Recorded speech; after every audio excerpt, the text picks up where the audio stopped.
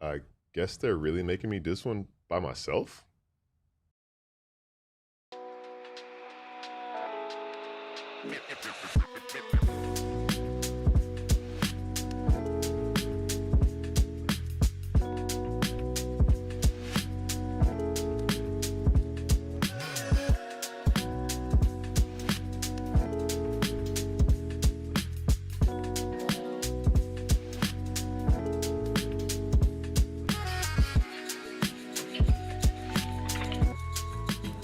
Just in case.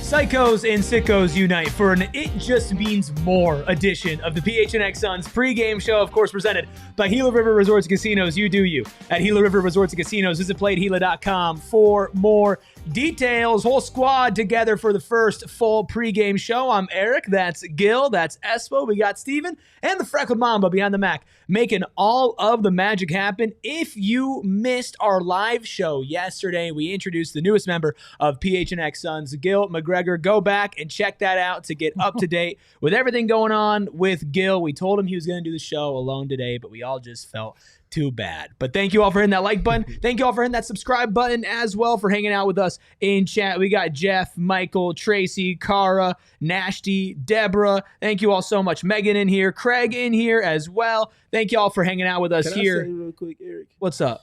There is a certain individual in the chat that should be addressed as Diana Taurasi's #1 fan going forward. Tracy Esposito. I could not agree more. Espo, thoughts? Sure. I think Yeah. my wife likes Diana more than she likes me right now. yeah. So, I told that story on Southwest Bias the other day. She got a chance to meet Diana, and they had quite the nice conversation. So. Yeah. Well, big shout out to Diana Taurasi. I got to see it in the moment. That's why it's resonating. It's just stuck in your brain. Listen, Diana was walking into the Mercury event. Mm-hmm. Miss Esposito grabbed my arm like this. She's like, "Oh my God, that's Diana. There she is." I was like, "Yep." I was like, "Yeah, you got to talk to her." And then fast forward to the end of the night, it happens. We love to see it. Love to see it. He encouraged her. So I thank did. you Yeah, for doing that. she was a little on eggshells. I was like, "Nah, you're not gonna get this chance again." You don't often get to be in the same room with the GOAT. And then next thing I know, she's like, "All right, I'm going for it." she was out of there. She's married to the GOAT. So it isn't, Oh, okay. See? She's married to You'll learn Diana this, Joe. Taurasi. I'm go. humble. I'm a humble man. So It's infectious, too. Yeah. I feel it. Well, look, hopefully the Suns aren't humbled by the Sacramento Kings tonight. We're going to be breaking down all the action, injury report, keys to the game. We've got a jam-packed edition of our pre-game bets that we're very excited to get into a new era for the PHNX Suns bets here. But first things first, this Kings team has beaten the Denver Nuggets and the Minnesota Timberwolves in back-to-back games. Does that sound any alarms for you, Gil, about tonight's game against the Suns? It's like a mini alarm, like a I don't know, like a small alarm, I guess, right? Like this is a team that's taking advantage of teams who are underhanded. Mm-hmm. We know that that's the thing that the Suns are dealing with right now as well. So it's the NBA. You can't take anybody lightly. There's no gimmies. So obviously you don't just show up and expect to win. So I think the Kings have reminded the Suns that. I think the Suns should be on alert because of that. doesn't worry me. Oh, They're still the Kings Fair until enough. further notice. It's 2 games, and good for them. But yeah, you got to prove it night in, night out, as the Suns do. So let the best team win, and I still think that's the Suns tonight. My antenna is slightly up just because the Suns need to get this one. The Kings are even the slightest bit confident right now. That's a fun kind of matching up of things with the cup and everything pertaining to that as well. The Suns need to go get this one. I think this is one of their most important games in this stretch that they're going up against this gauntlet of teams, because Sacramento is who they are. You're not going to really get any other games that you look at right now and say that should be one that you're going to get regardless of who might have a heater. You should go win that game. Yeah, look, the Suns definitely need to win this game. We'll get to our Suns must-win meter here in a second, but we've got to start with the injury report, of course, presented by our friends over at the Husband and Wife Law Team. If you've had a serious injury, call the Husband and Wife Law Team first at 602-783-8841 or visit their website at husbandandwifelawteam.com. For the Suns, familiar 3 names here. Jalen Green continues to be out. He'll be out for a while. Grayson Allen, who will have an update here on a second, is still out now for his 6th straight game. Ryan Dunn out as well for his 3rd. Domantas Sabonis out for the Kings, and Dennis Schroeder, we'll see if we can get an update on him, is questionable with a right hip injury. As far as Grayson Allen goes, Dwayne Rankin, of course, talked to Jordan Ott pregame, and Jordan Ott said that this was not your average contusion for Grayson Allen, but the goal is to get him back this weekend. Quote, thought it was day-to-day. It dragged on a little bit. It was not just your average quad contusion. He's got a good one, but he's still making progress. The goal is to assess, see the progress that he makes day-to-day, and get him out there this weekend. So at least we get a target date, but not your average quad contusion for Grayson Allen. What the hell does that even mean? What is an average quad contusion? Yeah. Like, oh, the bruise was bruisier than we thought. Like, okay. That's probably what it means. Is just the bruise is a little deeper. Have you ever had a quad contusion? I have, and it's not fun. You don't realize how much your quad is like necessary for things you do athletically until it's bruised and like you can't really slide laterally and stuff like that. So I'm guessing that's what it is, right? Like Grayson can't do what he needs to do, but obviously been sorely missed. So, and been sore himself. Very sore. That's an injury as old as time for guards, because you got these tall dudes and their knees are up where your quads are, and you're trying to either navigate screens or in Grayson's situation make a pass on the baseline. He just slides to the right as the guy slides to cut him off, and it's instant impact. That's tough. Did you ever wear the compression shorts with the pads on? The pads, oh, absolutely. Yeah, one quad contusion will make you switch that up. All it took is one, and it was over with after that, man. Yeah, you have to wear those. Wait, your quad's up here? I didn't even know where a quad was. I don't got them, so. Oh my God. I was actually about to get technical, and then you pulled out. Right, you got it. Look, so obviously Grayson Allen continues to be out. Ryan Dunn still out as well. Of course, Mark Williams off the injury report after he missed the second night of a back-to-back on Monday. So assuming a same starting lineup, I'll see if we have anything from the Suns here of Booker, Goodwin, Brooks, O'Neal, and Mark Williams. That is not what it is. Mm-hmm. Your boy, Espo. What you've been asking for. Colin Gillespie. Colin Gillespie is starting. Colin Gillespie, Devin Booker, Dylan Brooks, Royce O'Neal, and Mark Williams. This is 100% to help Devin Booker. They are going to have Colin initiate that offense and still run the offense through Book. They're doing it because they want to help Devin Booker not have to be double-teamed when he's bringing up that ball and give him help in the backcourt. That is 100% why they did this. And that's a response, right? We're talking so much about, is Devin Booker struggling? Why is he struggling? What's been going on the last couple of games? And people maybe overreacting a little bit, as sometimes people do. But like you said, answering that and not expect Book to respond with his performance tonight. You'll learn. That's not overreaction in Phoenix. That's just reaction. It's normal reaction? That's normal reaction. Well, let's talk about Devin Booker a little bit. Jordan Ott pregame said that they need to do a better job of helping Book out when he gets blitzed and when he sees some complex defensive coverages. Steven, is this enough? Is simply having this type of shot creation in the starting lineup enough to get him a little bit more free, or do you feel like they still need to take an extra step? Yeah, it helps for sure, but I think more than anything external of Devin, I think him being a little more aggressive in certain pockets will matter and make all of the difference in the world. I'm thinking back to the fourth quarter against Minnesota. Obviously, he didn't have the best game up until that maybe 4 or 5 possession stretch where he either scored or assisted on every basket they scored. The difference in that was that they were giving him switches and he wasn't looking to get it to someone else, even if the defense loaded up to him. He was looking to go get a paint touch and figure it out from there. And the figuring out started with the midi for him in that game. And now all of a sudden everything else is happening more naturally. It's all about the mindset for him. I think this will help ease that burden and kind of give him a little bit more thinking score first rather than get other people involved. But he still has to be Devin Booker. So more than anything, I think it's just a mental kind of nod to him to get it going. I just need to see that first quarter Book like you had talked about. Mm-hmm. You know, last year we looked at him as kind of the opener, the starter, and that's the Book I want to see. Get a strong first quarter in. And get him in a rhythm because Devin tends to be better when he gets in that rhythm early, and you know that's what they need.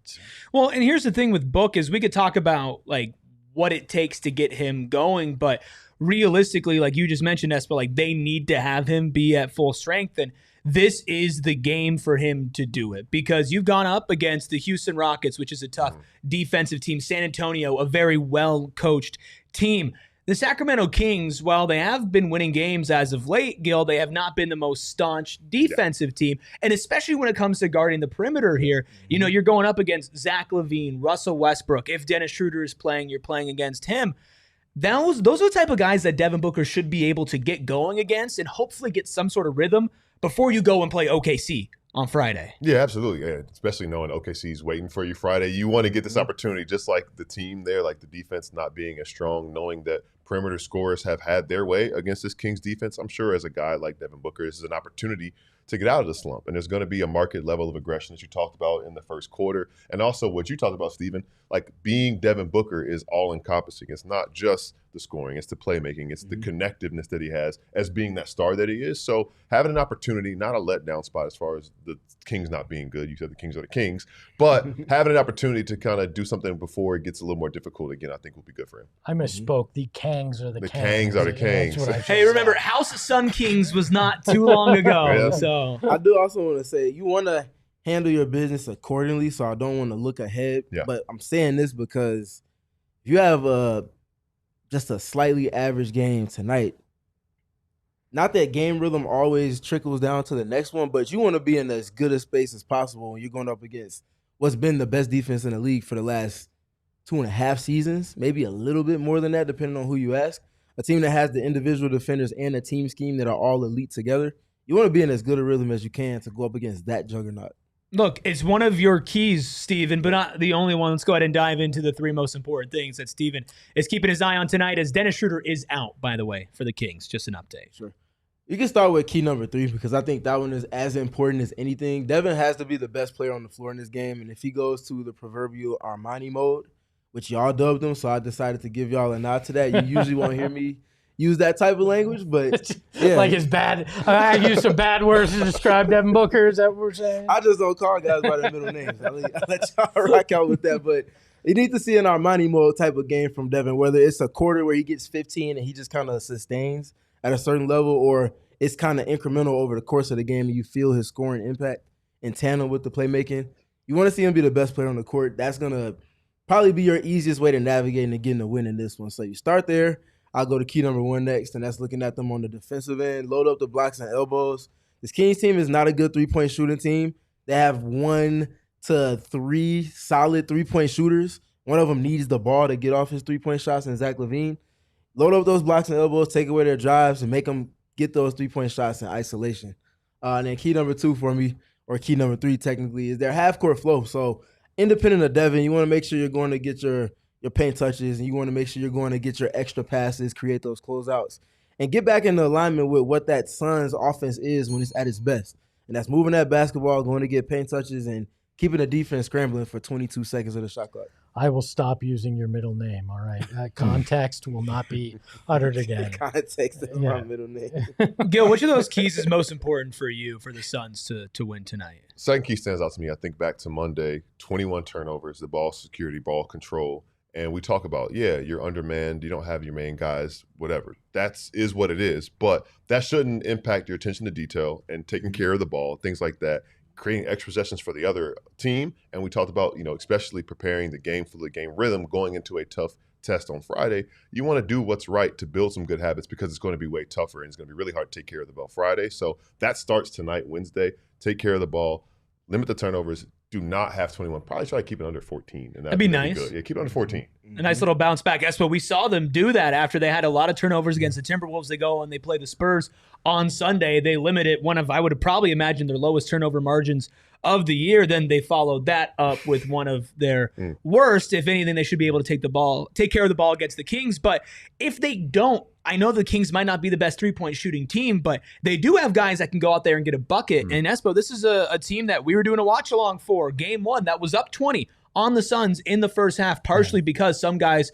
caught fire. Are you more worried about a potential Zach LaVine show, DeMar DeRozan show, a Russell Westbrook show who's been hooping as of late? I think Westbrook probably is a bigger concern with how he can get to the rim and get to the line. That concerns me, especially with the discrepancy we've seen in foul calls with the Suns this year. They're one of the most called teams that get fouls called against them, so that concerns me. But really, if you take care of your own business, if you hit those 3-pointers and those open looks that you get, I don't think you need to be worried about the Kings as much as you need to be worried about yourself. Take care of the little things. Don't turn it over. Hit your open looks from 3 and rebound effectively, and you shouldn't have a lot to worry about on any given night. This team, when they do those things, is at their best. So tonight is, again, don't lose on the margins. Take care of your own business. That's the sign of a good team, right? We talked about it. Like, you play who's in front of you, but you're always the same. Regardless of who's in front of you, that's how you build the good habits. It's the NBA, like I said earlier, but the Kings are capable of taking advantage if you aren't playing up to that level. So that's why that's really important. Russell Westbrook 2 games ago against the Nuggets had 21 points on 9 of 16 shooting, also had 11 assists and 6 rebounds. DeMar DeRozan last game had 33 points. So if you're alternating, we're in store for a Zach LaVine game, who sometimes it feels like he gets up to play against that first Devin half Booker. Of game 1 was crazy. Yeah. But realistically, this is a Kings team that I know, look, they've won 2 games in a row. Well, guess what? That's good for half of their wins on the season. They're 4-13. They're 2-8. Away, which means 2 of their wins have been at home, and one of those being most recently against the Timberwolves. Before that, they were on a crazy losing streak. I think, let's see, 1, 2, 3, 4, 5, 6, 7, 8. And they had a win, then a loss, and a win, and then 3 losses before that. So this is a team, Steven, that's not that great. And I think a big piece that the Suns have is Mark Williams at that center spot without Domantas Sabonis playing. What are you looking for out of him tonight against the Kings? Yeah, well, if we continue to go back to that first game, who was the piece that really changed the tide of the game in his very first actual game and played with the Suns? Who wasn't starting? No, he didn't even start that game, but his impact was just so loud that he closed it, and he was probably the second best player on the court in crunch time, and that's a large reason why they won, because of his defensive effect. So I'm looking for Mark to have that same type of stamp that he had in that first game before it to be even more sustained now that he's got X amount of games under his belt in comparison to that very first game. Maybe they'll actually be able to throw him a lob tonight, too. They've hit him a couple of times the last few games, so yeah, that would be nice. Keep that going. Will he get another questionable nickname if he plays well tonight, or are we just sticking with one of those? I'm full of questionable nicknames. I can have plenty of them. Look, and his last name's Williams. There's plenty of things I can come up with. Don't you worry.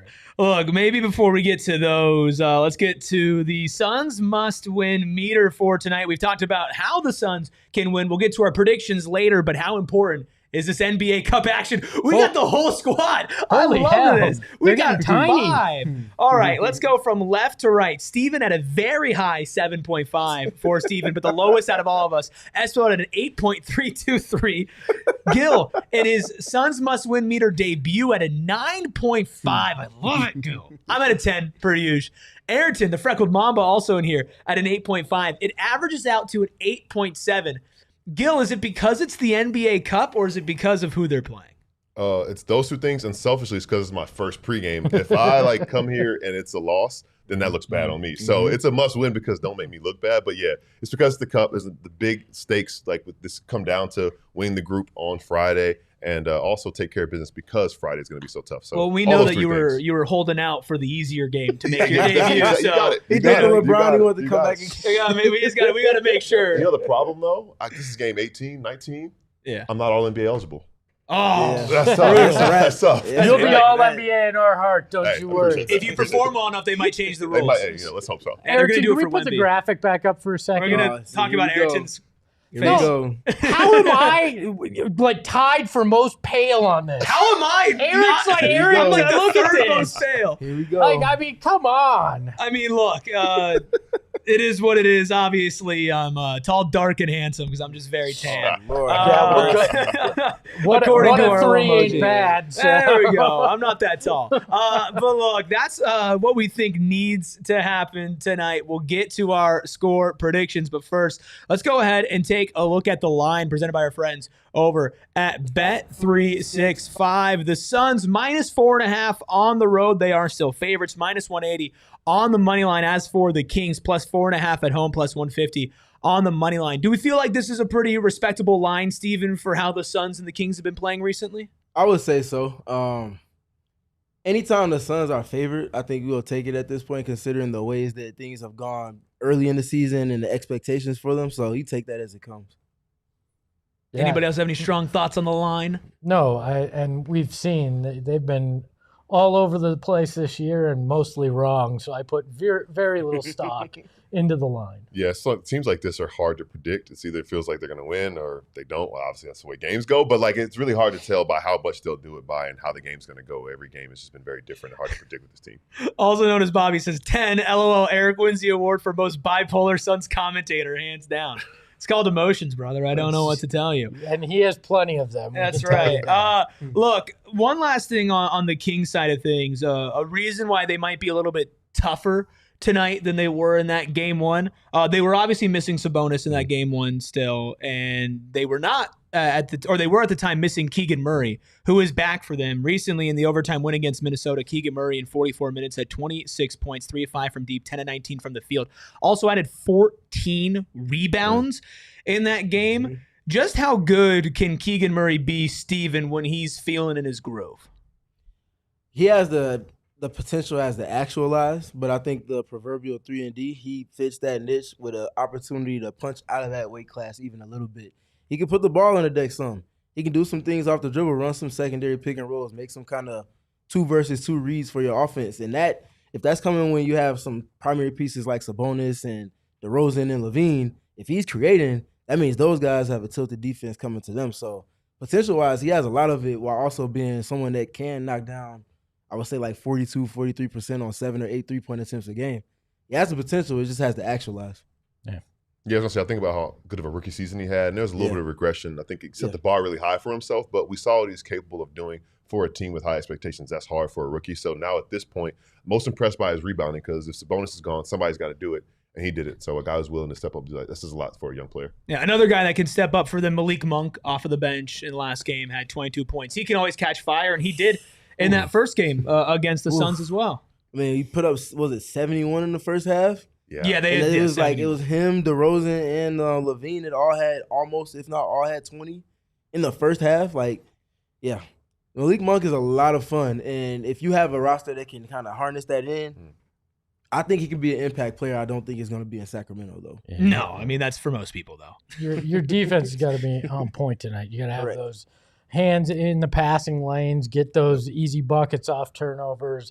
Because this is a team that can score and score pretty easily if you're not, not on top of it. By the way, we have a rebrand in the chat. Nashty45, formerly known as Beer is Good. 45, formerly known as Boom Shakalaka. I don't like this. I don't like it either. I don't like this at all. Wow. Don't love the rebrand. But says the Suns don't have the facilities to score as much as the Kings do tonight. Do we feel like if this is a shootout that favors Sacramento?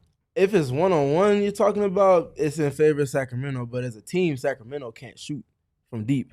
And the Suns are top 5 in catch and shoot 3-point percentage, and they create a lot of those too. So depends on what lens you're looking at it from. One-on-one, it's in favor of the Kings without the Suns having some of their best players. But team-wise, it's the Suns because of the 3-point shooting. They got the coaching advantage too. Yes, naturally. Sorry. Not to disrespect Douglas Christie. Don't call him Doug. Watts asked about the beanie in the chat earlier. You can't find this online. This is very OG. So it was either you're around in like 2014 or you just gonna miss out. So I can't help you on that one. For $6,000, he'll ship it to you. Yeah, if you're talking 6K, listen, I'll get this thing to you before Black Friday. Ship it we'll overnight. make that happen. I will walk to your crib for $6,000. Talk to me. Look, I'm here to help make a deal for you. Yeah, you're right. You made up a good point for sure. Well, maybe one of us will hit big tonight and go Black Friday shopping. Which, by the way, Black Friday deals. You are gatekeeping. Out of here, even Megan's saying you're gatekeeping. I'm not gatekeeping. Apparently, tell you what, if y'all go find it, y'all let me know. But when I was looking for one recently for a friend, I couldn't find it. He's a time machine for that one. You just give your friend the beanie? No, man, absolutely not. Now you're a bad friend and gatekeeping. Listen, I earned this thing. There's stories behind it. I earned it. Apparently, I'm ducking Sean. What am I ducking Sean from, Bees? I promise you, I'm not ducking Sean. I love Sean, but I'm not ducking him. I don't know what's going on. Okay, so we have some fun new additions to our betting, but first, I want to remind everybody that we do have a Black Friday sale going on. Early access for the diehards is going on right now. If you are a diehard, you get exclusive early access to our Black Friday sale. Some items up to 90% off. We have some really awesome ones. All of the Suns gear is amazing, but we have some great ones for all the different Arizona sports, a bunch of different types of gear as well. And if you are not a diehard, it's okay. You know, you can still become a diehard, but you still get access to our Black Friday deals starting tomorrow. So a little bit early for Black Friday. So make sure you go check out our locker. Go to gophnx.com, click on the merch section, and go crazy and get all the different types of PHNX merch. Plus, do some early Christmas shopping as well. And if you sign up right now to become a diehard, it's $5,000 for his beanie. That's just that deal right now. I mean, you would take 5,000. You would take 5,000. I mean, of course. What? 4,000. Of course. Yes. 3,000. Yes. 2,000. Yes. 1,000. Yes. $10. Come on, man. Be for real. Trying to like slip it in there. Excited. You know you're talking to me for real. You come through me for this. Okay, you're the negotiator. Yeah, come on. Well, look, I've been teasing it now. I think it's time that we get into our pre-game picks, of course, presented by our friends over at Bet365. Sign up, use code PHNX365, deposit 10, place a bet for 5, get $150 in bonus bets. If your bet wins or loses, bonus bets can be used on the spread, totals, player props, futures, and more. Whatever the moment, it's never ordinary at Bet365. You must be 21 plus and physically located in Arizona. If you or someone you know has a gambling problem and wants help, call 1-800-NEXT-STEP, text NEXT STEP to 52342, or visit promgambling.az.gov. So it's usually just been me and Espo duking it out back and forth. Not only are we adding Gil in here as I punch his microphone, we're also adding the man with the greatest cartoon head, Freckled Mamba, in here. This is such crap. I go from second to fourth just because we added two people with no money. If you had been hitting bets before, I mean, you're almost tied with them. Added two brokey. All I know is that I'm in first at a $2. positive. I'm sorry, is that negative 110 talking? Because I couldn't hear you all the way down there. Look, Espo, obviously you have the most work to do to dig out of your hole. How are you doing it tonight? I'm doing it in two things tonight. Royce O'Neal first basket. Royce O'Neal 7+ first quarter points. It's not often you see a parlay with first basket involved. Look at that. That is our boy Royce O'Neal that's going to bring me to the promised land. You're all going to be below me. I mean, I guess if he gets the first bucket, like you're a good percentage of the way there because we know it would be a 3 because Royce doesn't hit layups. Exactly. I mean, he is going to be a beneficiary of Collins starting. I will say that too. Somebody else that can go get a paint touch similarly, but sometimes even better than how Grayson's shown to. Royce benefits off of that. I knew it was happening, so I said that. You're just looking for the Crowder cash cow again. You're trying to find a love in that again. I need something again, you know. The best time to start trying things is when you're down $110. Gil, what is your debut bet for PHNX Suns? Well, I mean, first of all, I think you're threatened by my bet because that's why you punched my mic. I'll be honest with you. I saw your bet and I was like, shit, he might win this whole thing. But that's Armani mode. That's him getting out aggressive to start the game. That's the bonuses and plans. So Mark Williams take care of business, and Keegan Murray's got to rebound again. So I think that's how I'm feeling, and it leads to what will happen. But I think those all things kind of part of the game script. I like that. I mean, you hit that. You make a good amount of money. I hope we both win tonight. We both. There's room for both of us. Yeah, exactly. There you go. Ayrton, welcome to the squad. Welcome with your cartoon head, which I know you're so happy with. Are you happy with your bets? I think my bet is way better than my cartoon head. We got Devin Booker over 22.5 points. That is the low for his over-under. Taking that, trying to be a little bit better. We are hoping for the Armani mode tonight. I got Dylan Brooks over 26.5 PRA. Colin Gillespie over 13.5 points. And finally, Mark Williams plus 7 rebounds, for plus 390. Plus a little profit boost in there. Of course. Hey, Bet365. They didn't get your highlights right. They're not light enough. I'm disappointed. Can we throw up your the standings again? Can we get a look at that? No, we can move on to your bet. Get a look at that cartoon head. Come on. All right. Here's what I'm going. That's right. I'm going Devin Booker over 41.5 PRA. I'm doing a whole PRA parlay here. Colin Gillespie over 23.5 PRA. Feeling good that he's starting with that, and also feeling good about Mark Williams taking Drew Eubanks' lunch over 23.5 points, rebounds, and assists with a plus 525 plus a 30% profit boost. Any final thoughts, folks, as we get ready for Suns Kings? Yeah, it's going to be great to see all you in the losing positions after tonight. All you'll be in the negative except for Gil. Gil can win. Look at that. I'll take that. And then I'll be leading. So it'll be nice. Wow, you're being really mean to Ayrton right now. I think there's a lot of buckets for any Suns players that want to go get them tonight.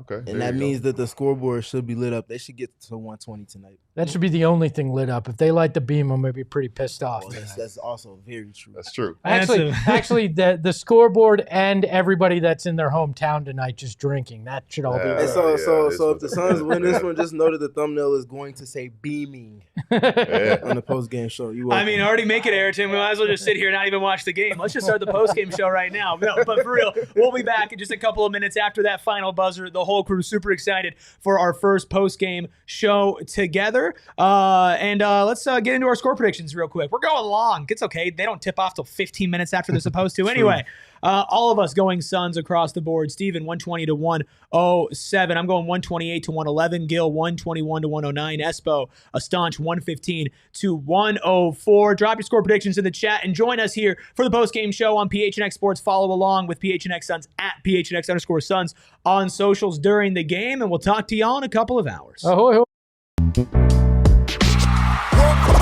We all silly like the mayor.